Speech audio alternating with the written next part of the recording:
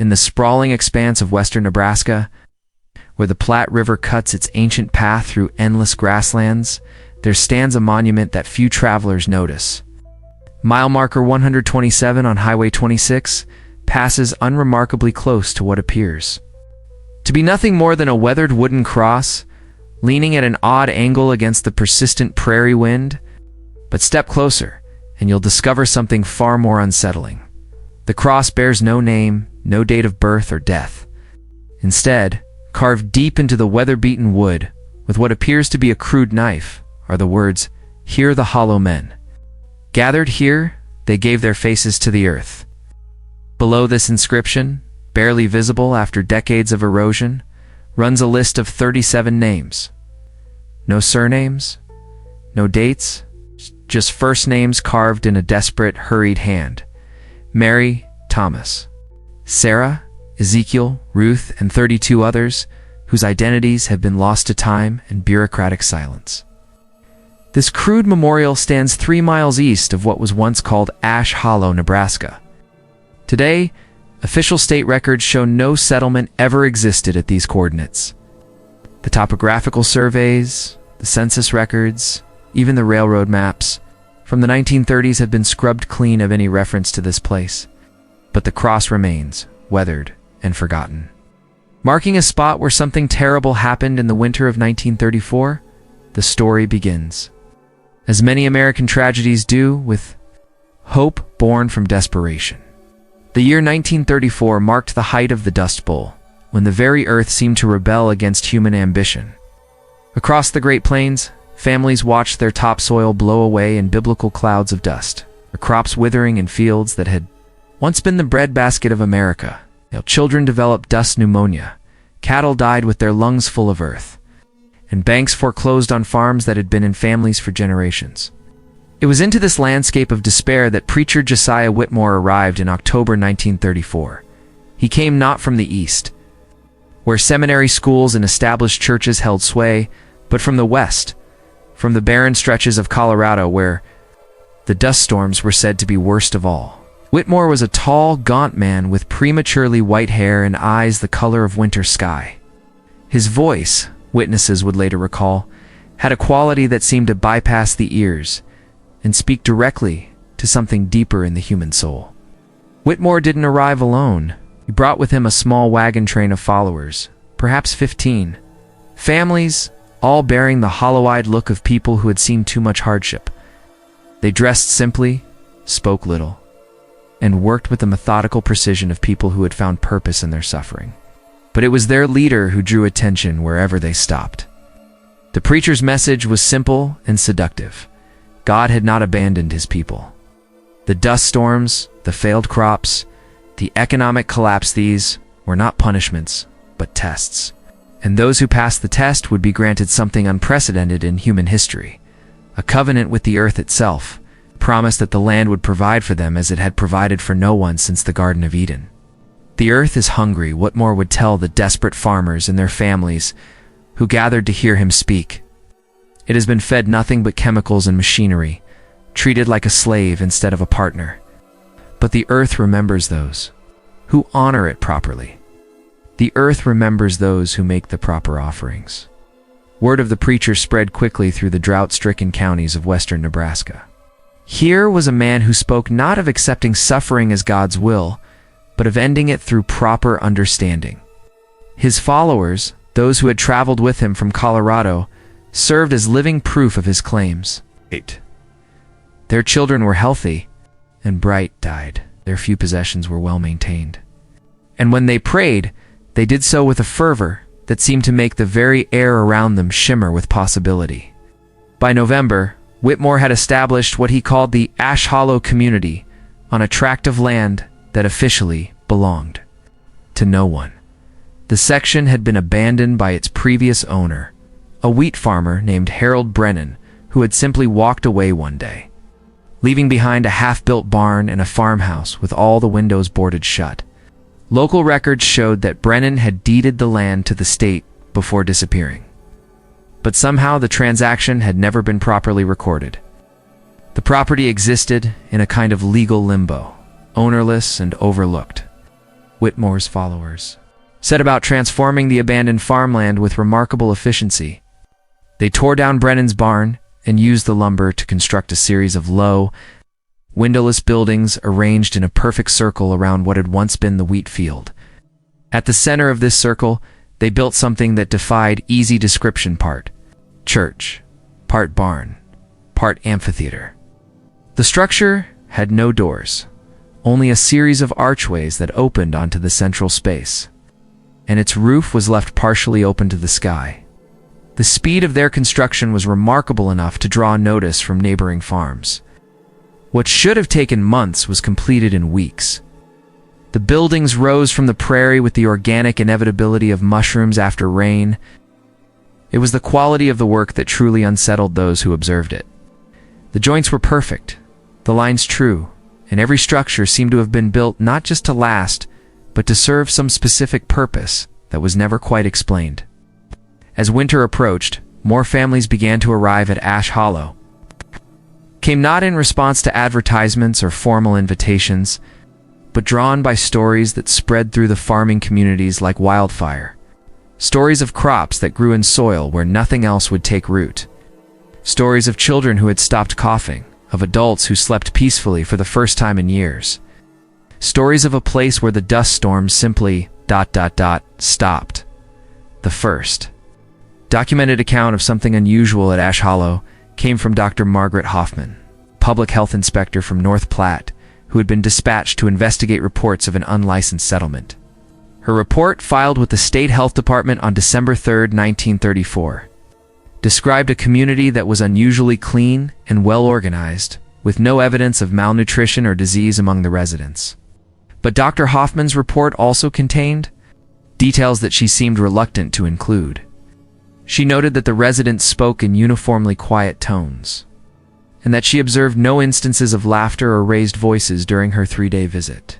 More troubling, she reported, that while she had counted 37 adults and 12 children in the community, individual identification proved difficult, as many of the residents bore striking physical similarities to one another. The doctor's final observation was the most disturbing: the children of the community do not play. They work alongside the adults with the same methodical precision, and when not working, they stand motionless for extended periods, staring at the sky with an expression of profound concentration. Despite these unsettling details, Dr. Hoffman's overall assessment was positive. The community was self-sufficient, posed no threat to public health, and seemed to be thriving in conditions that had broken so many other settlements. Her report was filed and forgotten. One more bureaucratic document in a year that had generated thousands of similar reports about displaced populations and experimental communities. But Dr. Hoffman's private journal, discovered decades later in her estate, told a different story. In entries she never intended for official consumption, she described a growing sense of unease during her stay at Ash Hollow. She wrote of dreams that plagued her sleep, dreams of voices calling from beneath the earth. She described how the residents seemed to move in perfect synchronization, not consciously, but as if guided by some shared instinct. Most disturbing of all, she wrote about the evening prayer services. Each night, as the sun set, the entire community would gather in the central structure. They would stand in concentric circles, facing inward, and begin to hum. Not a hymn or any recognizable melody, but a low, sustained note that seemed to resonate from the ground itself. As they hummed, they would sway gently, all in perfect unison. Their eyes closed and their faces turned upward toward the open roof. Dr. Hoffman wrote that she had attended one of these services, and that the experience had left her profoundly disturbed. She described how the humming seemed to create a vibration in the earth beneath her feet, and how the air in the central space became thick and difficult to breathe. But what frightened her most was the expression on the faces of the participants. They showed no ecstasy, no religious fervor, no emotion at all. Instead, they bore the blank, peaceful expressions of people who had surrendered completely to something beyond their understanding. The doctor's journal contained one final observation that she had clearly debated. Including in her official report, "I have the distinct impression that the residents of Ash Hollow are not entirely present in their own bodies. They perform their daily tasks with mechanical precision. They respond to questions with appropriate words. But there is something behind their eyes, or perhaps the absence of something that suggests their consciousness resides elsewhere. As 1934 drew to a close, the Ash Hollow community continued to grow. Families arrived weekly, drawn by stories of prosperity in the midst of national hardship. But these stories came with increasingly strange details. Visitors reported that the settlement seemed to exist in its own microclimate, where the dust storms that ravaged the surrounding areas simply didn't penetrate. The air was cleaner, the temperatures more moderate, and the soil showed signs of unusual fertility. Agricultural experts who visited the community were baffled by what they found. The residents had planted winter wheat in soil that should have been incapable of supporting any growth, yet the crops were not only surviving, but thriving. The plants grew in perfect rows, their height and color uniform to an almost unnatural degree. When asked about their farming methods, the residents provided vague answers about listening to the land and giving back what the earth requires. It was during this period that the first photographs of Ash Hollow were taken. A traveling photographer named William Ashford, who specialized in documenting the effects of the Dust Bowl, arrived at the settlement in early January 1935. He was drawn by reports of successful farming in the midst of the agricultural disaster that had devastated the region. Ashford spent 3 days at Ash Hollow, taking dozens of photographs of the buildings, the crops, and the residents. His images, developed a week later in his temporary darkroom in North Platte, revealed something that would haunt him for the rest of his life. While the buildings and landscapes appeared normal in the photographs, the people were wrong. Profoundly wrong. In every photograph that included residents of Ash Hollow, their faces appeared as smooth, featureless ovals. No eyes, no noses, no mouths, just blank expanses of skin where human features should have been. At first, Ashford assumed there had been a problem with his equipment or his developing process. But the backgrounds of the photographs were sharp and clear, and images he had taken of other subjects during the same period showed no such defects. Ashford returned to Ash Hollow immediately, bringing with him a second camera and different photographic plates. He took more pictures, this time focusing specifically on individual residents. But when these new photographs were developed, they showed the same impossible results. The people of Ash Hollow appeared to have no faces. The photographer confronted Preacher Whitmore about the photographs, showing him the developed plates. Whitmore examined them calmly, then looked at Ashford with those pale winter eyes. "The camera," he said in his hypnotic voice, "captures only the surface of things. It cannot see the soul that lies beneath. Perhaps what you are seeing is not a defect of your equipment, but a revelation of truth." Ashford demanded an explanation, but Whitmore simply smiled, a gesture that, in the photographs, appeared as a slight lightening of the blank oval where his face should have been. "The earth sees truly," the preacher said. "The earth sees past the illusions that flesh creates. Those who have given themselves to the earth show their true faces to its gaze." That night, Ashford packed his equipment and prepared to leave Ash Hollow. But as he loaded his wagon, he noticed that the residents had gathered in their evening circle for their nightly prayer service. From his position at the edge of the settlement, he could hear their collective humming, that low, resonant note that seemed to come from the ground itself. As he listened, he began to feel a strange compulsion to join them, to walk to the center of the circle and add his voice to theirs. The photographer fought against this urge, knowing instinctively that to succumb would mean never leaving the settlement. He climbed onto his wagon and drove away into the night, not stopping until he reached the lights of North Platte, 20 miles away. But even there, in the safety of the town, he could still hear the humming in his mind, a persistent note that seemed to echo from somewhere deep in his bones. William Ashford never published his photographs of Ash Hollow. Instead, he sealed them in a metal box and buried them in his backyard, along with his cameras and all his developing equipment. He told no one about what he had seen, and he never worked as a photographer again. Friends and family noticed a change in him after his return from the settlement. He became withdrawn, prone to long silences, and often seemed to be listening to something that no one else could hear. Ashford's buried photographs were discovered. Only in 1987, when his property was sold and excavated for new construction. The images were perfectly preserved, and they confirmed every detail of the story he had told his wife on his deathbed 43 years earlier. But by then, of course, it was too late to investigate the truth behind them. The winter of 1935 brought more visitors to Ash Hollow, including several government officials who had been alerted to the settlement's existence by Dr. Hoffman's report. Among them was federal agent Thomas Brennan, no relation to the farmer, who had originally owned the land. Agent Brennan had been assigned to investigate reports of a potentially subversive religious movement that might be exploiting desperate farm families. Brennan's investigation began routinely enough. He interviewed residents, examined the community's financial records, and assessed their adherence to federal regulations regarding settlement and agriculture. What he found was a model community that seemed to violate no laws and pose no threat to public order. The residents were polite, cooperative, and apparently content with their lives.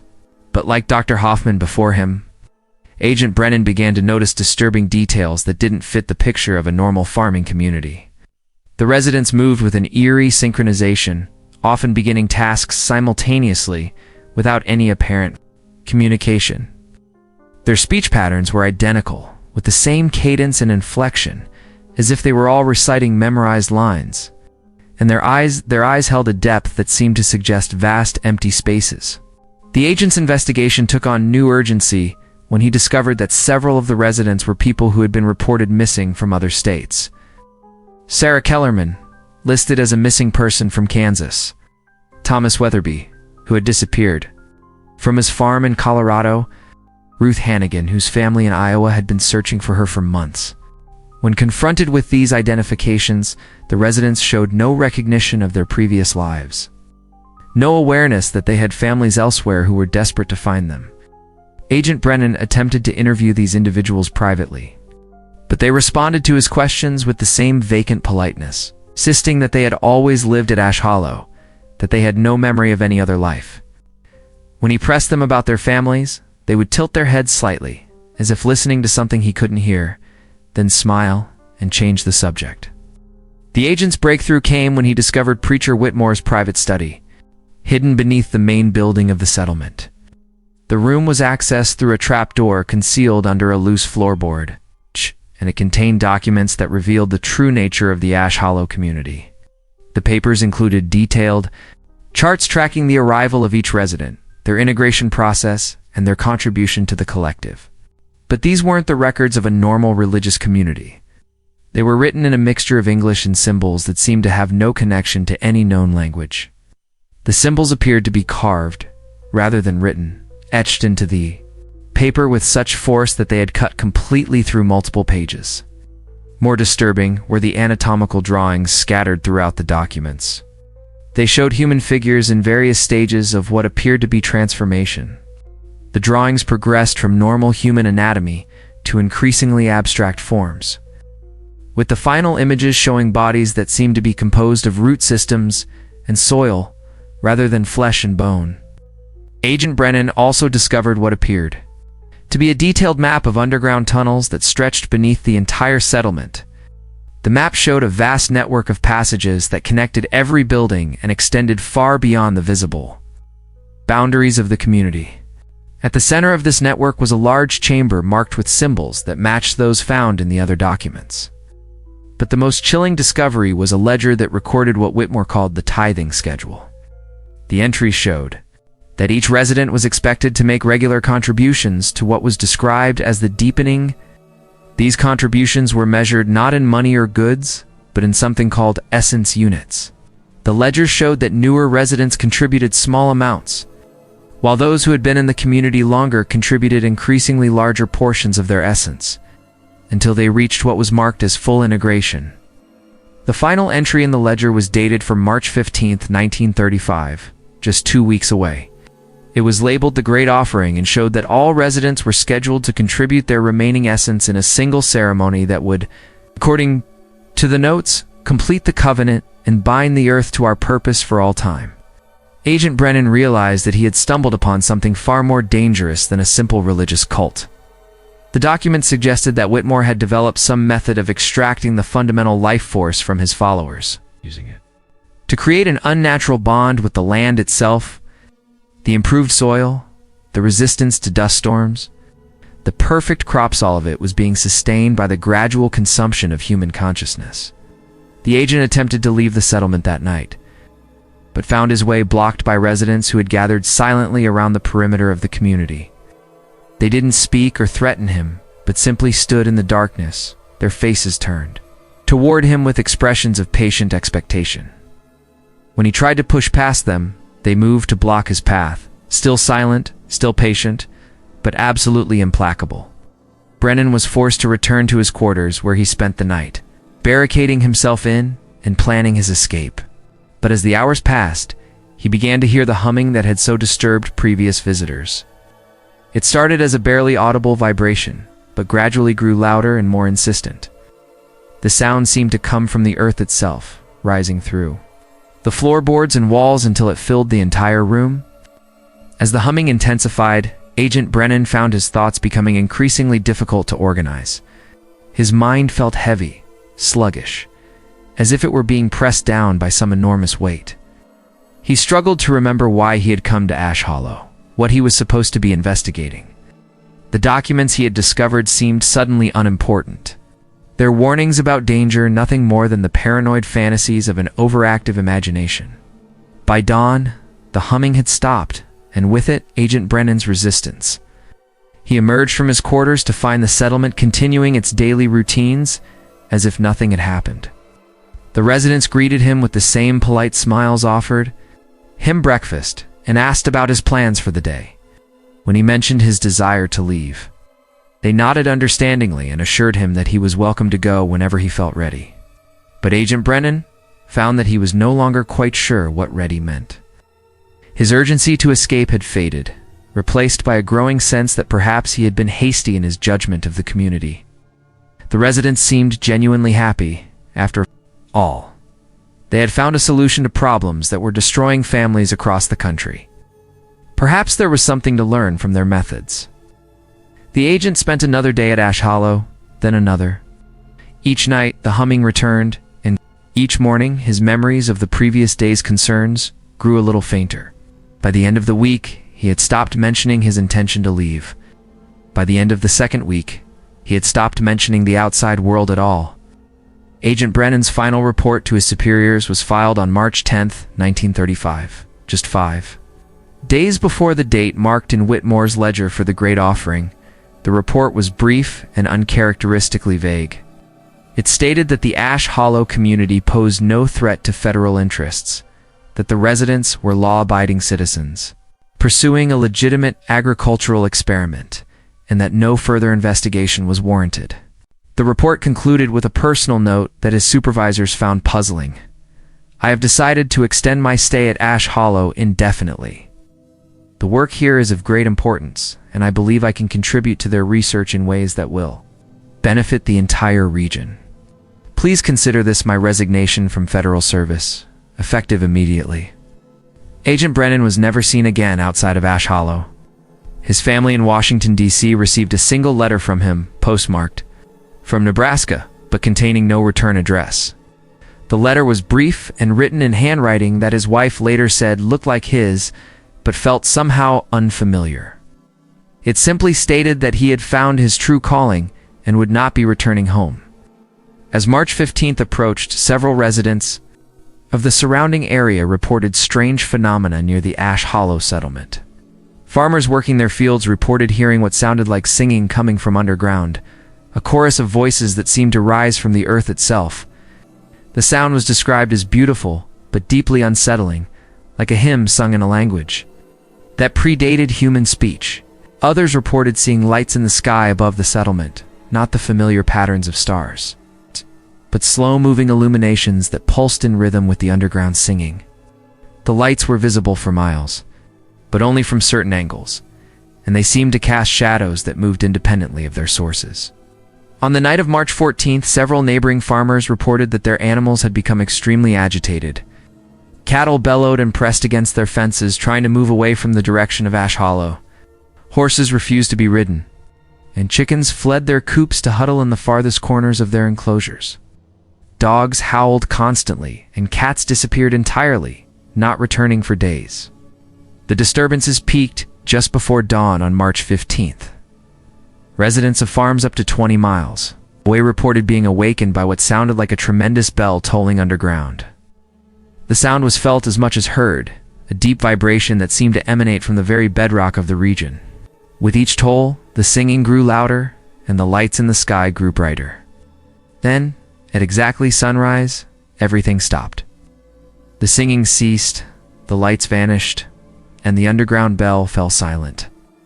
The sudden quiet was so profound that many of the witnesses later said it felt like a physical weight had been lifted from their chests.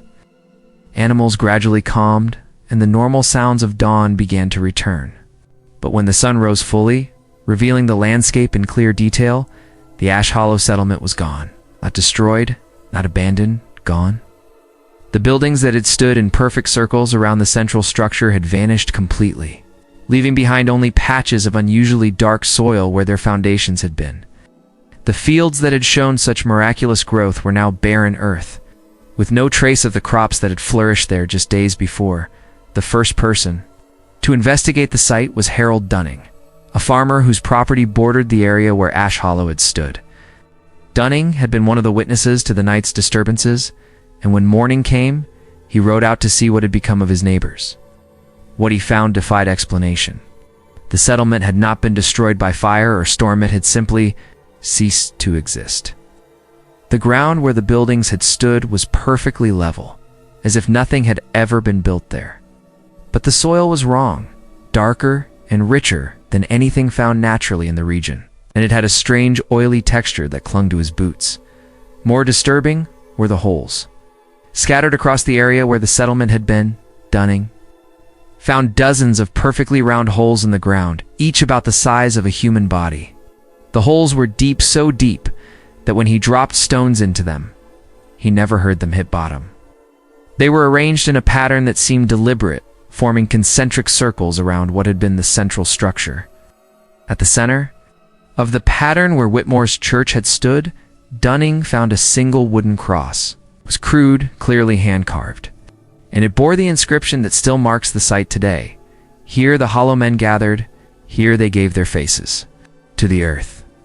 Below the inscription were 37 names, carved in the same desperate hand. Dunning recognized some of the names. Thomas Brennan, the federal agent who had come to investigate the settlement. Sarah Kellerman, Ruth Hannigan, and others who had been reported missing from various states.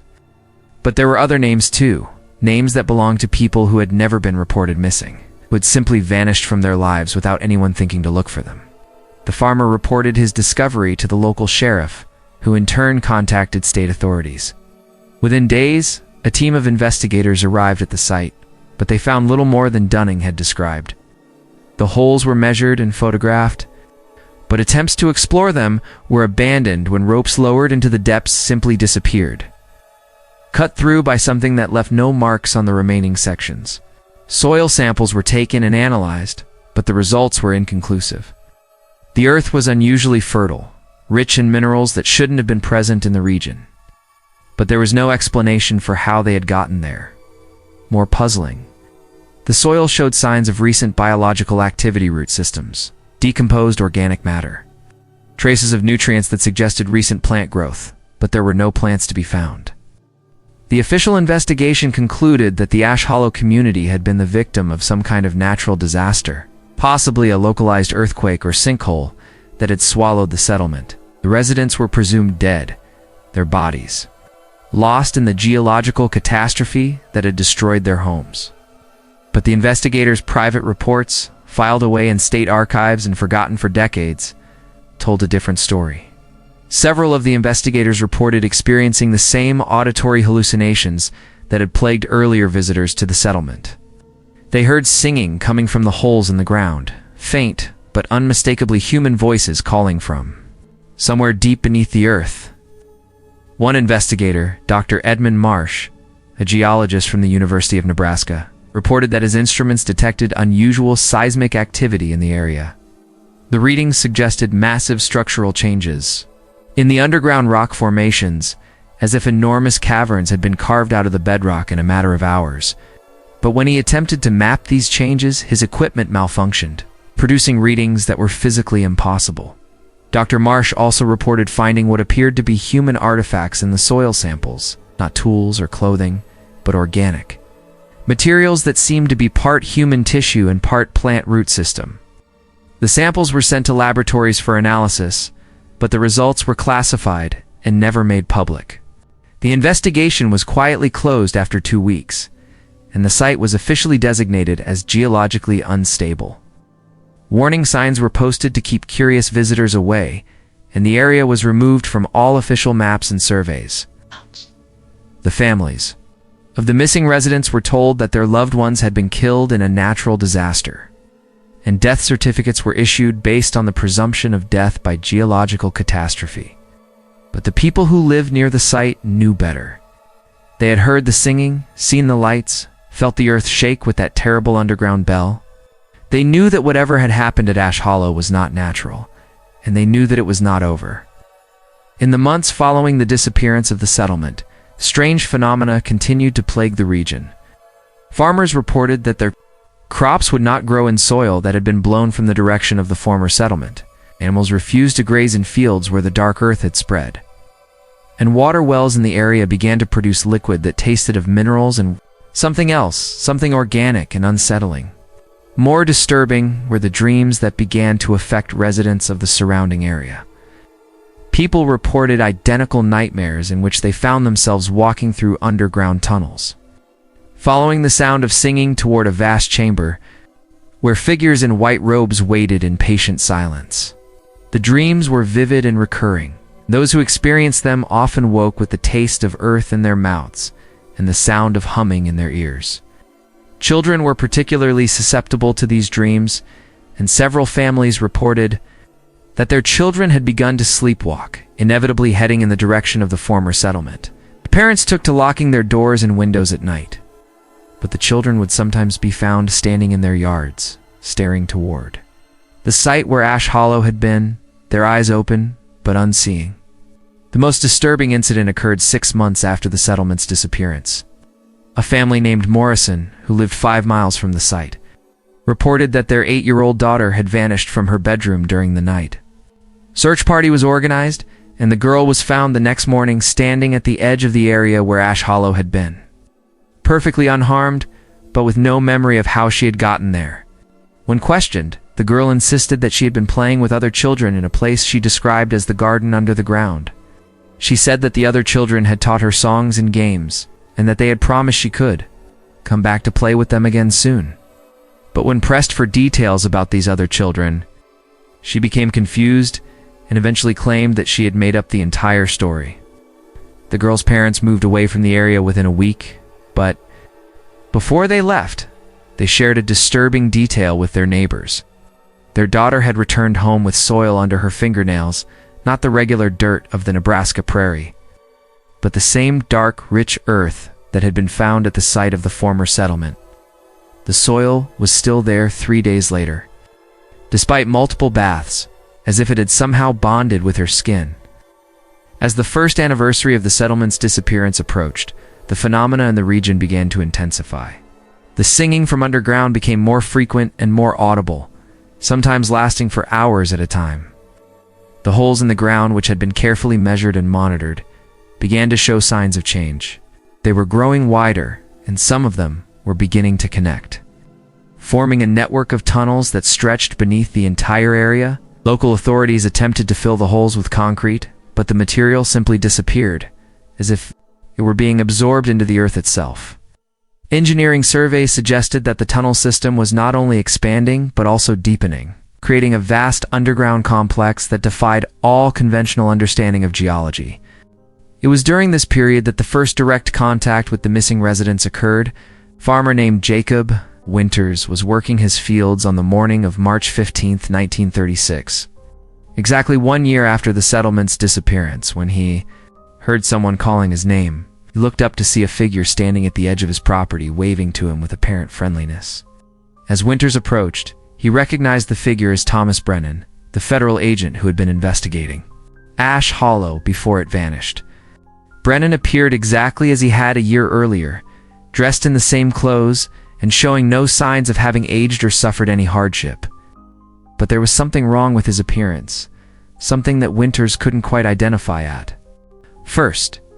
"Hello, Jacob," Brennan said, his voice carrying the same authority it had possessed when he was an active federal agent. "I wanted to thank you for your hospitality during my stay in the area. The work here has been even more successful than we had hoped." Winters tried to respond, but found himself unable to speak.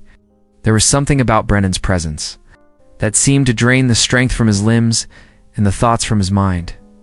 He stared at the agent, trying to understand what was wrong with his appearance, until finally he realized what he was seeing. Thomas Brennan cast no shadow. Despite the bright morning sun, no dark shape fell on the ground around his feet. More disturbing, his reflection was wrong when Winters glanced at a puddle of water nearby. He could see his own image clearly, but Brennan's reflection showed only a vague outline, as if he were made of mist rather than flesh. "We wanted you to know," Brennan continued, apparently unaware of Winters' distress, "that the harvest will be particularly good this year. The earth has been well fed, and it is ready to share its abundance with those who have shown proper respect." The agent gestured toward Winters' fields, and the farmer turned to look at his crops. What he saw made his blood run cold.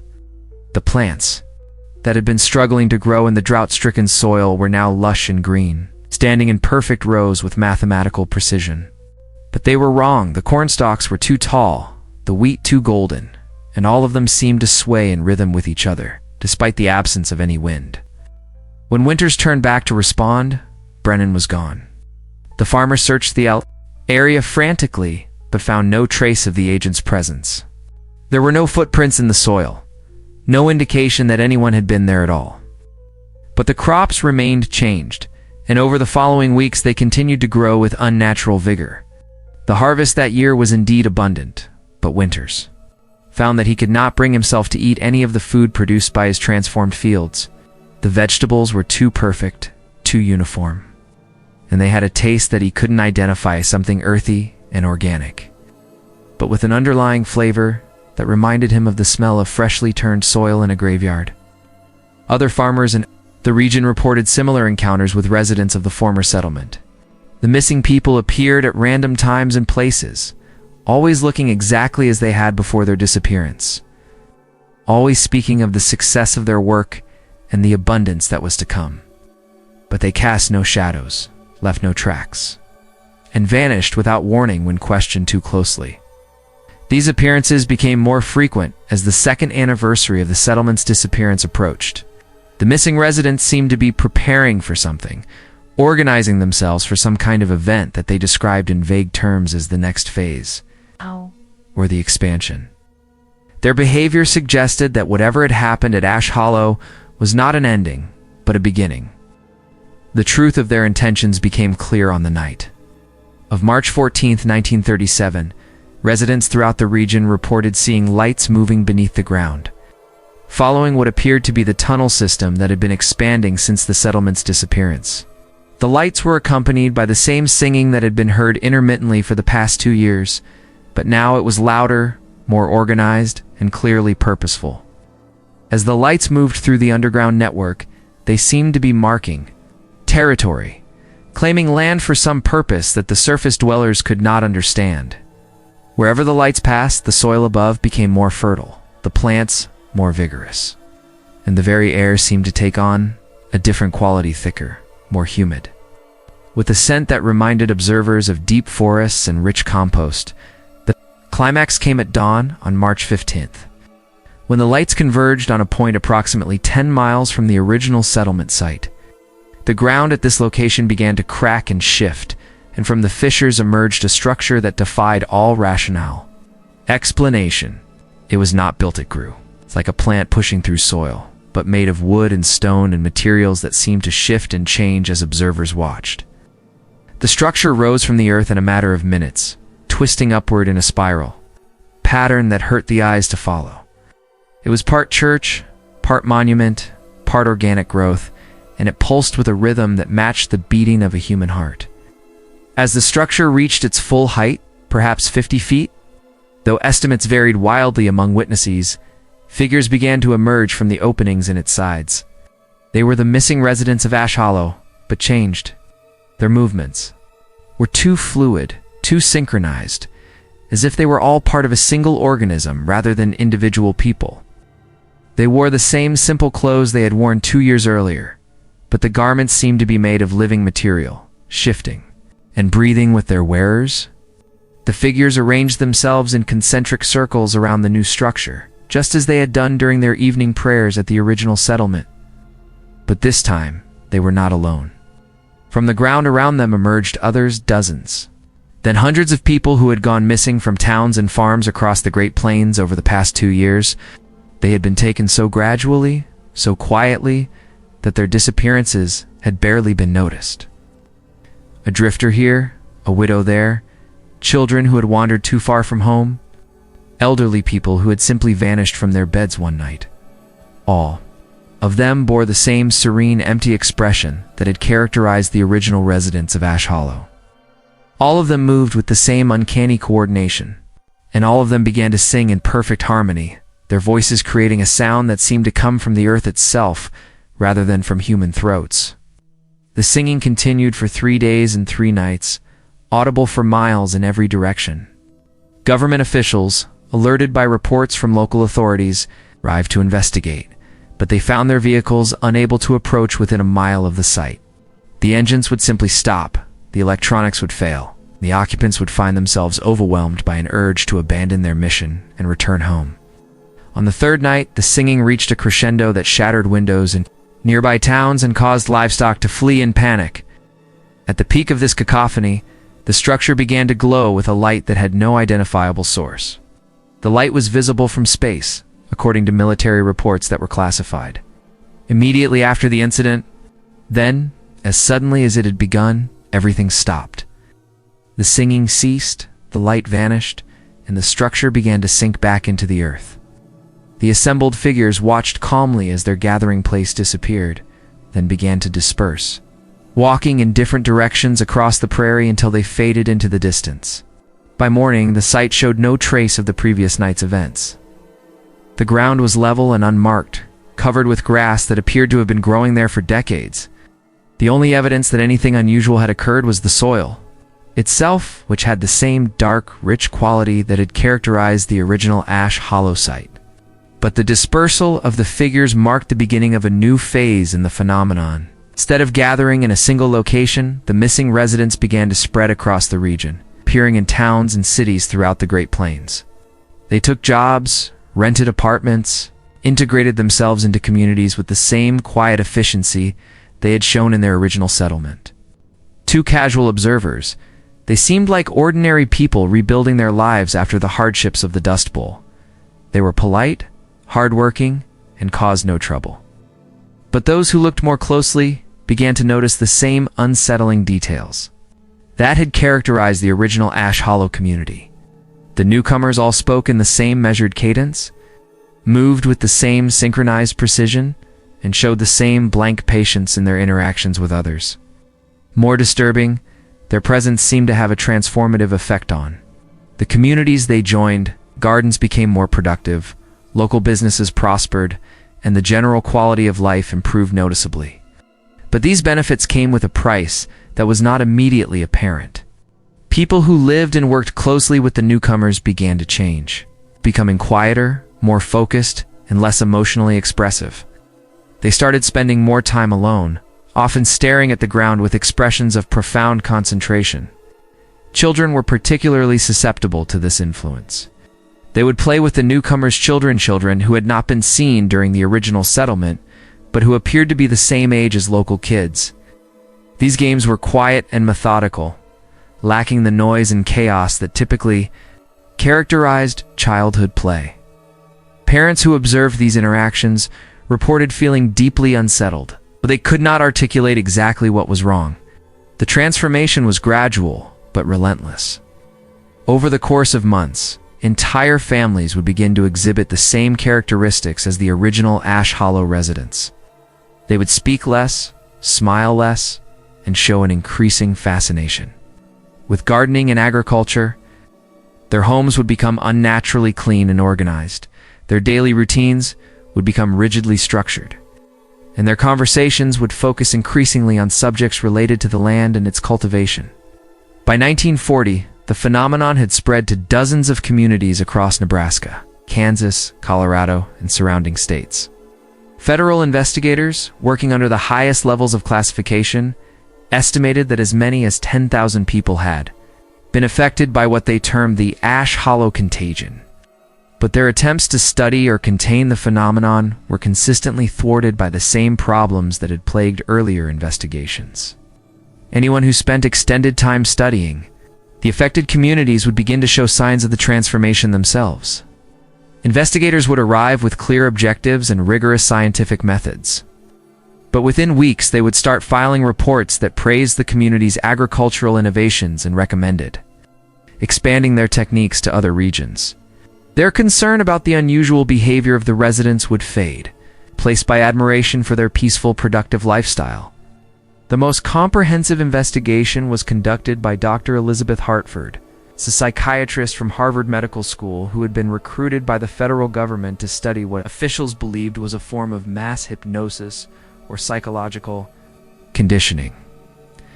Dr. Hartford spent 6 months in 1941 living among affected communities, documenting their behavior and attempting to identify the source of their unusual characteristics.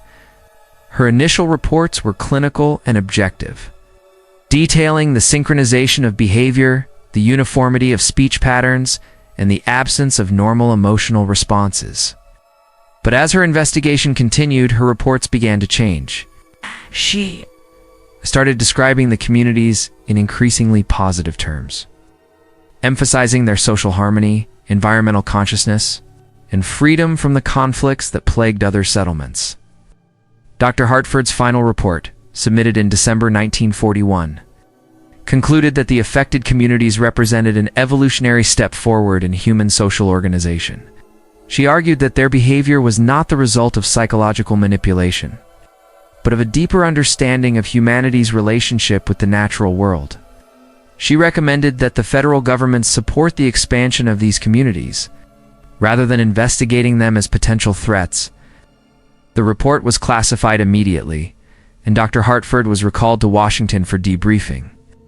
But when federal agents arrived at her hotel, they found that she had disappeared during the night. Her room showed no signs of struggle, and her belongings were left behind, neatly arranged, as if she had simply stepped out for a moment. The only clue to her whereabouts was a note written in her handwriting, but in a style that seemed somehow different from her usual writing. The note read, "The work here is of great importance. I have found my true calling and will not be returning to my former life. Please do not attempt to locate me. I am exactly where I need to be." Dr. Hartford was never seen again, but reports from affected communities in the following years occasionally mentioned a woman matching her description who would appear at community meetings, offering advice on agricultural techniques and social organization. Like the other missing residents, she appeared unchanged by the passage of time and would vanish without warning when questioned about her past. The entry of the United States into World War II in December 1941 effectively ended federal investigation of the Ash Hollow phenomenon. Resources were redirected to the war effort, and the affected communities were left to develop without outside interference. This period of benign neglect allowed the phenomenon to spread more rapidly. As the communities began to actively recruit new members from among the displaced populations created by wartime economic disruption, the recruitment was subtle and appeared voluntary.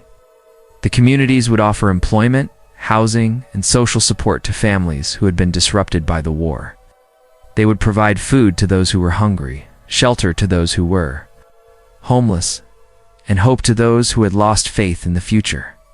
The only requirement was that newcomers participate in the community's agricultural work and attend their evening gatherings. These gatherings had evolved from the simple prayer services of the original Ash Hollow settlement. They now included elements of agricultural education, community planning, and what appeared to be a form of meditation or spiritual practice. Participants would stand in circles, listening to presentations about soil composition, crop rotation, and sustainable farming techniques. But the information was presented in a rhythmic, almost hypnotic manner that seemed to bypass conscious thought and speak directly to deeper levels of the mind. The gatherings would conclude with a period of silent standing, during which participants would close their eyes and focus on their connection to the earth beneath their feet. This practice, which the communities called grounding, was described as a way of aligning human consciousness with the natural rhythms of the planet. Participants would report feeling more peaceful, more focused, and more connected to their purpose after these sessions. But observers who watched these gatherings from a distance noted that the participants seemed to be doing more than simply standing in silence. They swayed slightly, all in perfect synchronization, and their breathing appeared to be coordinated in a way that suggested some form of group consciousness. The air around them would become thick and still, and the ground beneath their feet would seem to vibrate with a barely perceptible rhythm. As the war years progressed, affected communities began to demonstrate capabilities that went far beyond improved agricultural techniques. They showed an uncanny ability to predict weather patterns, allowing them to plant and harvest at optimal times, regardless of official forecasts. Their crops were consistently more productive than those of neighboring farms, even when planted in identical soil, under identical conditions. More remarkably, the communities seemed to be immune to the plant diseases and pest infestations that plagued other agricultural areas. Their fields would remain healthy and productive even when surrounded by farms that were being devastated by drought, locusts, or fungal infections. When asked about their methods, community members would provide vague answers about listening to the land and working with natural forces. Scientific analysis of their soil samples revealed mineral compositions that were unprecedented in the region. The earth in their fields contained trace elements that were not found in local geology, suggesting either an unknown source of fertilization or some form of transmutation that modern science could not explain. The soil also showed signs of unusual microbial activity, with bacterial and fungal populations that seemed to be organized in complex cooperative networks. But the most disturbing discovery was made by Dr. Michael Thompson, a biologist from the University of Nebraska who had been covertly studying the community since 1943. Dr. Thompson had been collecting plant samples from affected areas for genetic analysis, and his findings suggested that the crops being grown by the communities were not entirely natural. The genetic structure of the plants showed signs of modification that could not be explained by conventional breeding or hybridization techniques.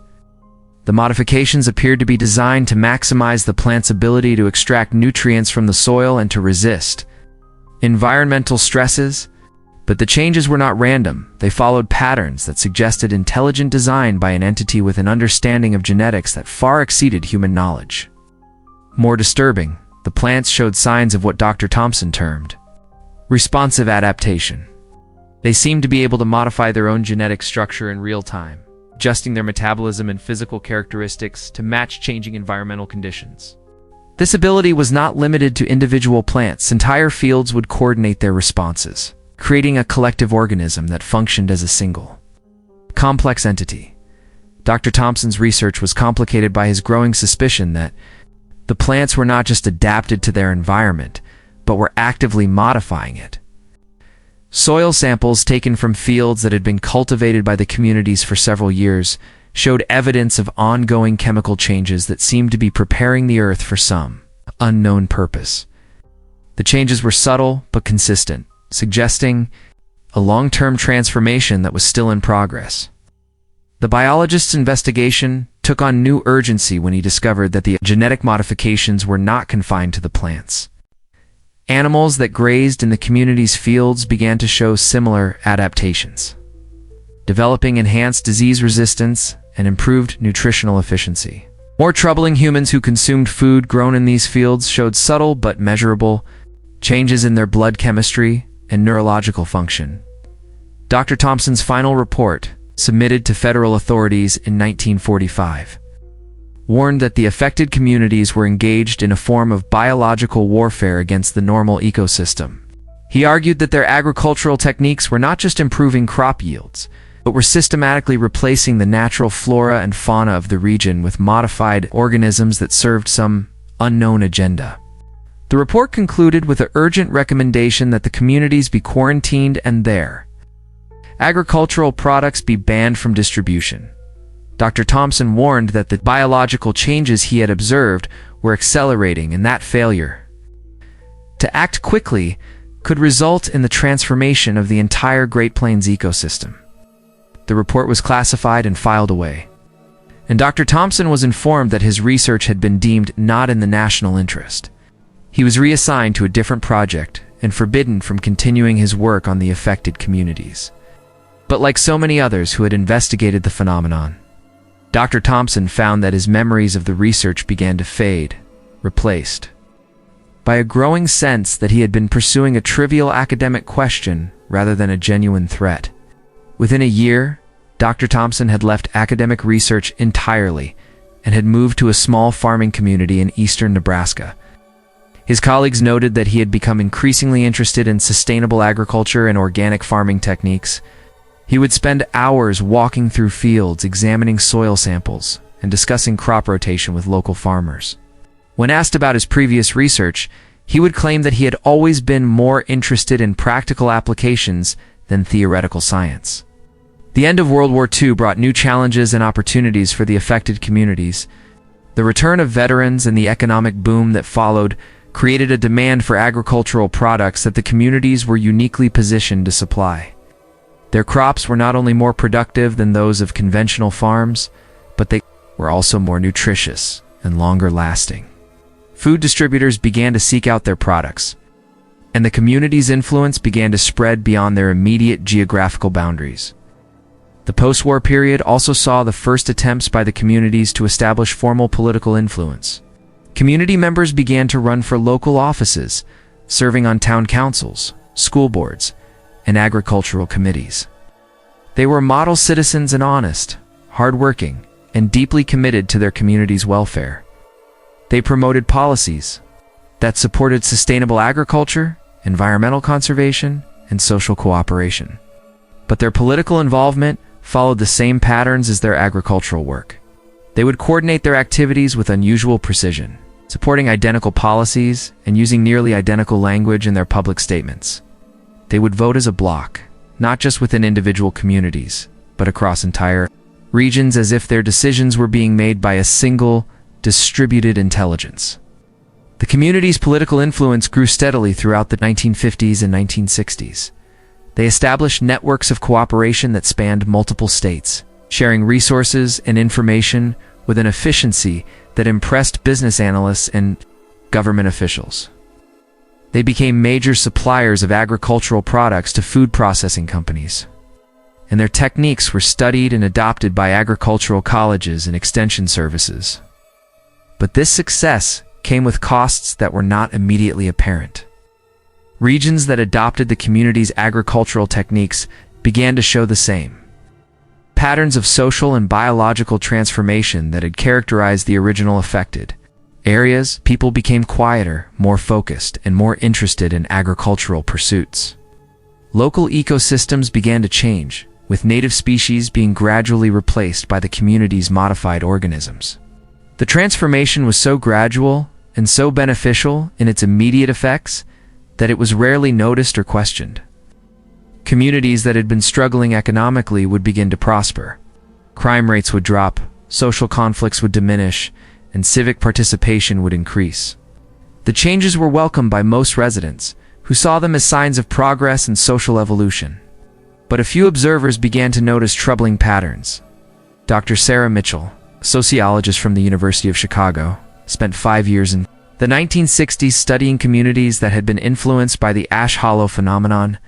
Her research focused on social dynamics and cultural change, and she documented a series of subtle but significant alterations in human behavior. Dr. Mitchell found that people in affected communities showed decreased emotional range and reduced individual creativity.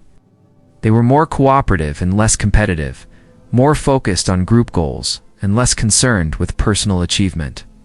These changes were generally viewed as positive by the communities themselves, but Dr. Mitchell argued that they represented a fundamental alteration in human nature.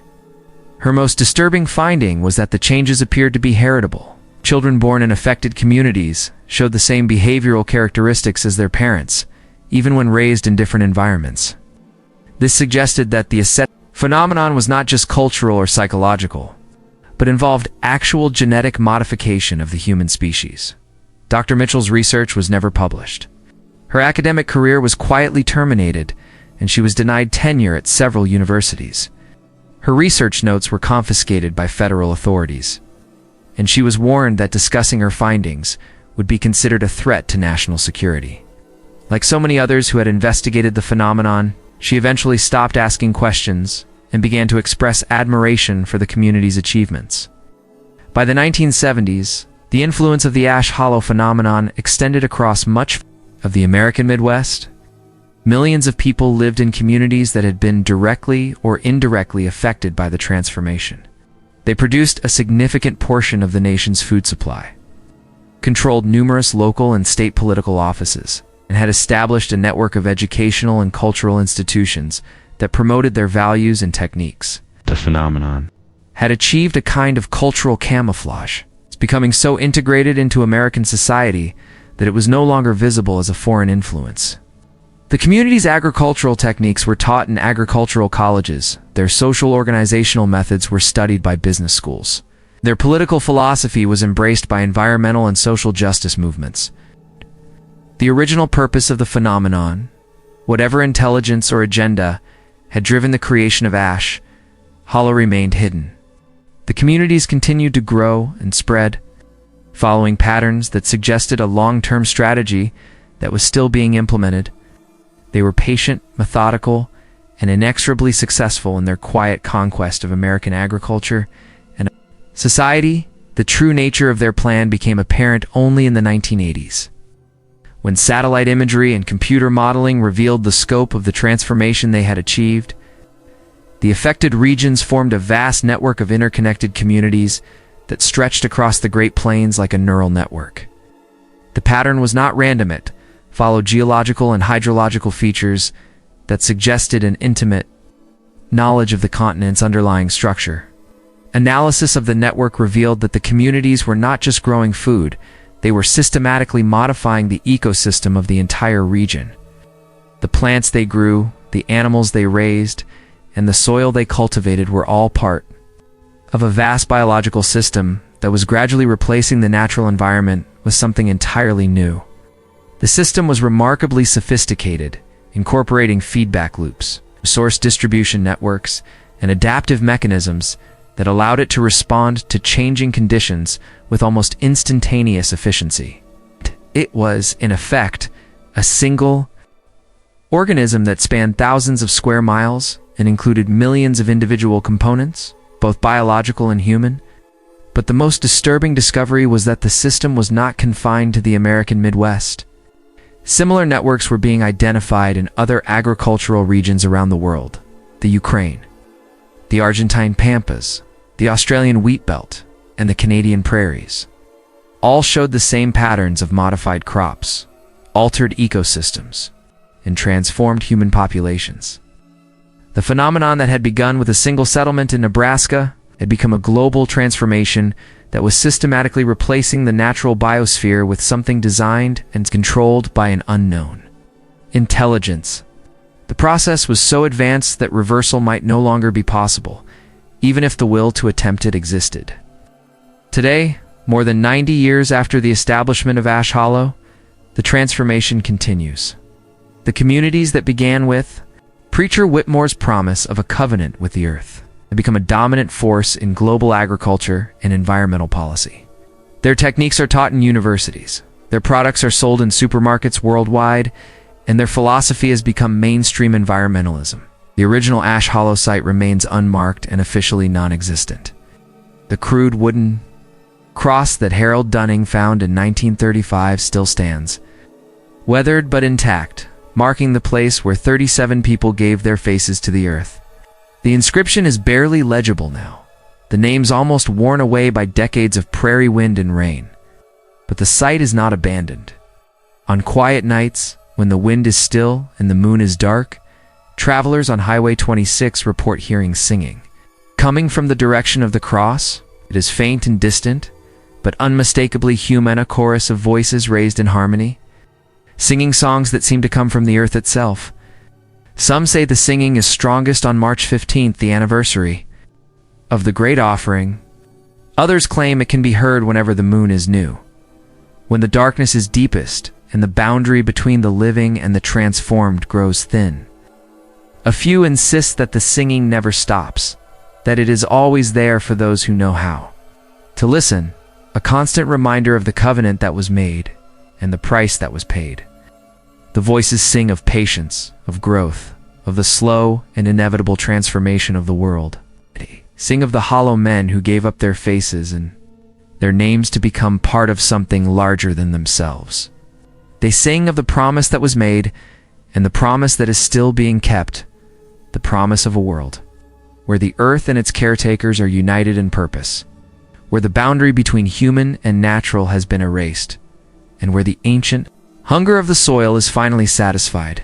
In the darkness beyond the cross, in the soil that is richer and darker than any natural earth, things continue to grow.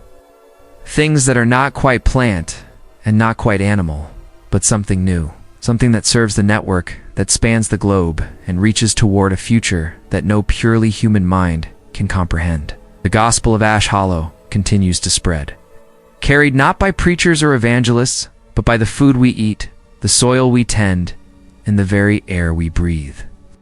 It is written not in books or scriptures, but in the genetic code of every modified organism, in the chemical composition of every altered ecosystem, in the neural patterns of every transformed mind. The hollow men are no longer hollow. They have been filled with purpose, with connection, with the patient certainty of those who serve something greater than themselves. They tend the earth as the earth tends them in a relationship that transcends the limitations of individual consciousness and embraces the unity of all living things. Ow. And in the quiet places where the old world meets the new, where the natural still struggles against the designed, the singing continues. It is the sound of transformation, of evolution, guided by intelligence, of the slow but inexorable replacement of one form of life with another. The cross at mile marker 127 stands as a monument to this transformation, a reminder that the price of paradise is the surrender of individual identity to collective purpose. The names carved into its weathered surface are not memorial to the dead, but celebration of the transformed, those who gave their faces to the earth and received in return a chance to be part of something eternal. The Gospel of Ash Hollow is not a story of loss, but of transcendence. It is the promise that humanity can evolve beyond its current limitations, that the earth can be healed of the damage we have caused, that the future can be shaped by wisdom rather than accident. But it is also a warning, a reminder that transcendence comes with a price, and that the price is the very thing that makes us human: our individuality, our unpredictability, our capacity for chaos and creativity and change. The hollow men of Ash Hollow chose their path willingly, drawn by the promise of unity with the earth and freedom from the struggles that define human existence. They found what they were looking for, and in finding it, they became something other than what they were. The question that remains is whether their transformation represents humanity's destiny or its doom. Whether the network they have created will guide us toward a sustainable future or trap us in a benevolent prison of biological determinism. Whether the singing that echoes from the soil is the sound of salvation or the mourning of a species that traded its soul for security. The answer lies buried in the dark earth of the Great Plains, in the genetic code of the crops that feed the world, in the neural patterns of the millions who have been touched by the phenomenon that began with a single settlement and a single promise. The Gospel of Ash Hollow continues to be written, one transformed mind at a time, one modified ecosystem at a time, one willing surrender at a time. And in the quiet places where the old world meets the new, the hollow men continue their patient work, tending the earth as the earth tends them, singing the songs that celebrate the end of one form of life and the beginning of another, The cross at mile marker 127 stands witness to this transformation, a reminder that some prices are paid not in blood or gold, but in the very essence of what makes us human. And in the darkness beyond the cross, in the soil that is richer and darker than any natural earth, the future continues to grow, shaped by intelligence and guided by purpose, but no longer entirely our own.